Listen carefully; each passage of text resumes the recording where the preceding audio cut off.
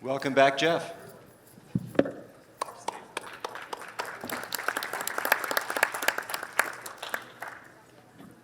All right, now I know why Holiday put me right after lunch.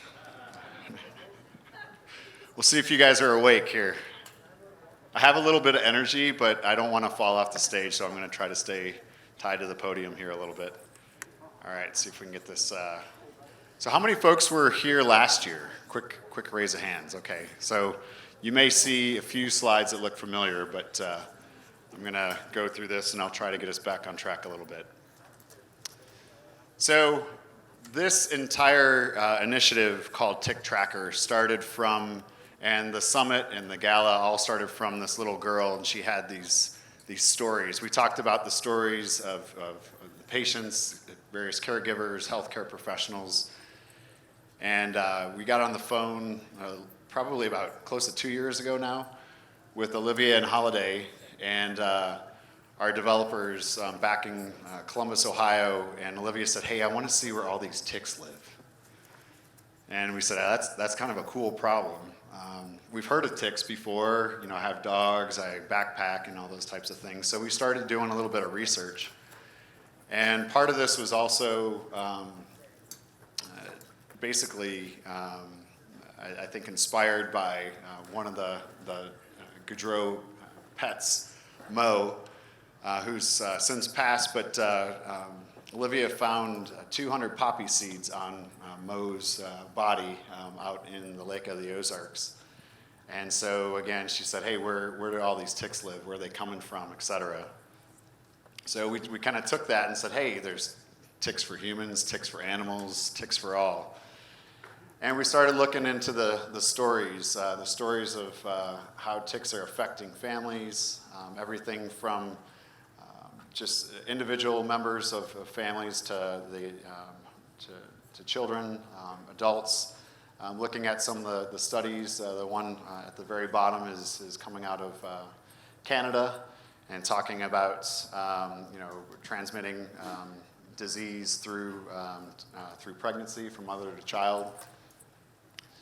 We also started, Mo kind of inspired this, as well as Sue Visser at the CDC, starting looking at the One Health initiative. How many folks are familiar with One Health? Nope? Okay. So we'll get to that here in a second, but how many folks are familiar with the East Asian tick? Some raise of hands? Okay. So we started seeing more and more stories. This is a great story of, or not a great story, but kind of a interesting story of the East Asian and how it got to the United States, and how it's being tracked. It's an asexual tick that reproduces, has been known to feed on animals. In some cases, there are some reports that it has, as it clones itself and latches onto animals, will suck the blood dry out of even cattle. And so, this is a very real problem, real story that we're facing here across the globe and within the United States. As we started doing more research and talking about Tick Tracker, we also started looking at not just stories within the states and some of the data that we had access to, but what we were looking at across the world. So we started hearing from Pakistani goat farmers. We started hearing from different folks that are out in the field, whether they're in the park system, whether they're rangers, et cetera, and talking about the different challenges that they face. Here's a great story about food security, looking at livestock in Africa and the threat that ticks actually have with livestock, and how diseases like babesiosis and other tick-borne diseases are spreading, not just, again, within humans, but within animals. And that's really threatening food security and stability. Folks like the Gates Foundation, they're constantly looking at different ways to improve developing countries, both in health and in education and finance. And they're very interested in looking at various different tick and vector-borne diseases. And it's having global effects to our economy, global effects to our healthcare system. And as you can see, the heat maps continue to kind of grow, evolve, and change, just very similar to a weather map. And so that was really, some of these stories were really kind of the impetus behind why we started to concept out Tick Tracker. And as we started thinking about it, it wasn't about humans, it wasn't just about animals. We started looking into the One Health approach. Sue had mentioned a little bit about a case study that was done in, was it New Mexico, Sue? Was it New Mexico? What's that? With the indigenous communities? It was in Arizona, where they were looking at the spread of disease coming in from several of the animals, the dogs that were actually coming back into the home and then infecting the home and infecting individuals within the homes. We started, again, taking this approach that we don't necessarily just want to look at disease, but let's look at the carriers. Let's figure out how we are being infected and how animals play a role in our health as well. So the One Health approach, this is a quote from 2015, which said, from the CDC, scientists estimate that more than 6 out of 10 infectious diseases in humans are spread from animals. So think about that. I have a dog. I always, put flea and tick collar on, flea and tick medicine on him. And every once in a while, when we go to various different parks, I look down and he still has ticks. And so it just stops you in your tracks a little bit to think, okay, how are we all related, and how are we passing disease back and forth? So in taking that approach, the CDC and several groups have been starting to look at what does the solution look like, and is it just our government? Is it just health departments regionally, locally? Is it various different community groups? And so as we started to concept out and continue to build out Tick Tracker, we're not looking at one group specifically. Even though the app was initially created to be citizen science focused, as soon as it got out into the market and we started having scientists that were at vet med schools, we had veterinarians, we had Eagle Scouts that were doing projects. They were actually doing tick drags in Texas. And everyone said, hey, I have some data for you. And so our goal over time was to assist in the overall surveillance effort of where ticks are and ultimately kind of where they're spreading and how we can start to pull all this data together. Because we feel that with data, we have the ability to visualize and understand the spread of ticks, the spread of disease, hopefully with the idea that we create further awareness and greater impact. So we have plenty of stories. Holiday told me as soon as I get into the Lyme disease and the tick space, I will have plenty of stories. And I think with any disease, that's very true. But what we're starting to also see is stories in the data. You saw some great stories about these fire ants. I was fascinated. So now I want to overlay data with fire ants in our maps and see how they look. But data's starting to tell stories, and I think we're starting to visualize it more and more. And hopefully with that, we have some big plans. So we'll talk a little bit about that here in a second. A couple pieces of data. I didn't want to inundate you, but I wanted to show some of the data that's coming from the app. So this is, again, all self-reported. And we have kind of two flows within the app. One says that you saw a tick, and so it's a tick sighting. Or the other is a tick biting. So it latched on to you, a loved one, an animal that you have. And so from that, we're starting to analyze the data. A lot of times, some of the entomologists told us there's no way that the public can tell whether or not it's a tick or what type of tick it is. So good luck. So we started out by saying, hey, maybe you can't identify it. It could be a nymph, it could be an engorged tick. And so there's a way to say, hey, I'm not sure if this is a tick or if I can't identify. We're seeing a fair amount of dog ticks from dog walkers and folks that are out taking hikes. And we're starting to see, again, more and more reports of the black-legged, the lone star, et cetera. And as this data comes, it changes seasonally. We're starting to see how it has changes around weather patterns. And hopefully over time, again, this is data that we're going to continue to be able to serve up to the public to be aware. Another question that I thought was interesting, especially for this group, was in the workflow that says that, that there was a biting. We asked the question, we try to prompt folks just to start thinking. What happens with some of this, this data? Are you going to go get tested? Is your loved one going to get tested?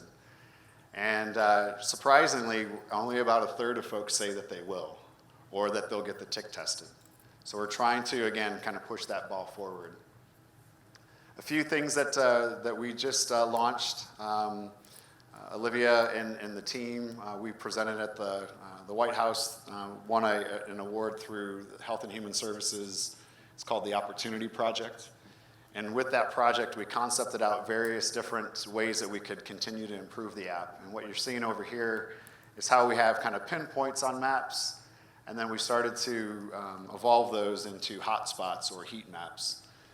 And then from there, one of the things we're going to be doing is taking that data and allowing users to look at it based on terrain and basically based on different GIS or information layers that you can start to look at the maps in various different ways. This is one way you'll be able to start sorting the maps by date, by location, or by what type of data feed came into us, and also by tick type. So if you're very interested in the Ixodes scapularis and you want to say, I want to see it from May to June, the maps will basically regenerate and show you what it looks like. We are also pleased to announce that we're just rolling out notifications. So notifications will come from the app to users that say you are now in an area that has a high rate of tick incidence. I equate this to forest fires, and also, you know, as you start to look into other diseases like mosquitoes, et cetera, starts to give some real-time updates to the folks that are utilizing the app. We're also going to be rolling out augmented reality. If you've seen this before, some people think of it as the big one out there is Pokemon Go. I know there's a lot of Pokemon Go people out in the audience. But essentially what you can do is you can take your phone and wherever you are, if we have a data point, we can actually show you that data point. So if you are on a trail, if you're in a field, if you're in various different areas, you can actually see generally within that area where various different ticks have been reported. This is, I know it's totally stereotypical, I'm from Ohio. This is the barn that our office is in. Insert laugh here.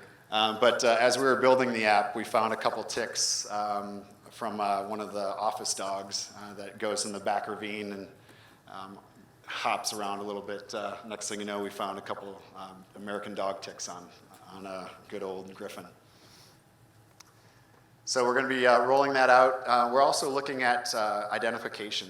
And so the app allows individuals to take photos of ticks. And we're seeing everything coming in from pictures of rashes. We're seeing microscopic pictures. We're seeing pictures that were collected either on a human or an animal. And so what we're trying to do with some of this data is to start to use artificial intelligence to do some image mapping and see if there are ways that we can start to detect whether it was a tick, yes or no, and potentially what type of tick it was. So we've started to run, this is something that we're working on, but we've started to run it through a couple AI engines, Google, Amazon, Microsoft. And this was just a picture of an engorged tick, and we wanted to see what image recognition came back with. Again, not 100% perfect, but hopefully as we continue to feed the data machine, we'll get closer and closer to an exact match. So the idea again would be if I'm in an area and I take a picture of a tick, we have the ability to say, you know, chances are it's, you know, an Ixodes and the incidence of disease in this area are X. And so something you may want to either protect yourself against, or if you were bitten, or if your animal was bitten, some potential actions that you could take. So our 3-year plan, and I'm wrapping it up, Hal, I know. She's pulling me off stage. is to continue to collect data. So I know there's a bunch of data nerds in the audience. And so if there are data sets that you have or know of, or you know folks that are collecting data, please let us know. Our goal is to ingest that data into our database and then start to show it. We have been working with global entomologists and epidemiologists, and they're all interested in what we're doing.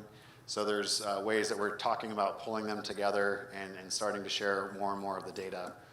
We're going to continue enhancing our maps, and then over time, as we started to vet the human or the citizen-based data, we're going to start to open it up so we make it not just visually searchable, but you'll be able to do additional complex queries against the data and pull back some of the information that we're getting.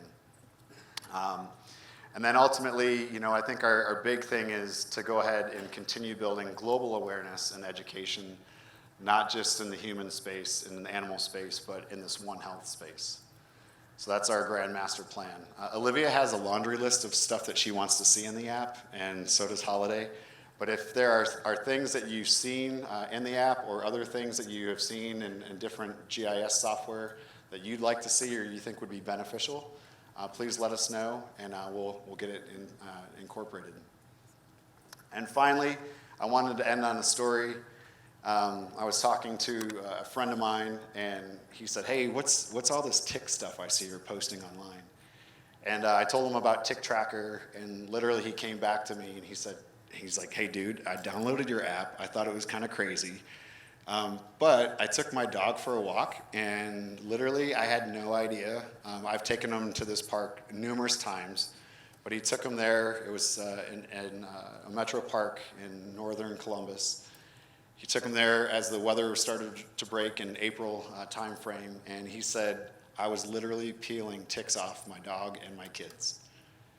So he was pretty proud that he placed a tick indicator on the map, and ultimately, again, it's these stories that feed us, and hopefully these stories that we can hopefully affect change in behavior around awareness and prevention.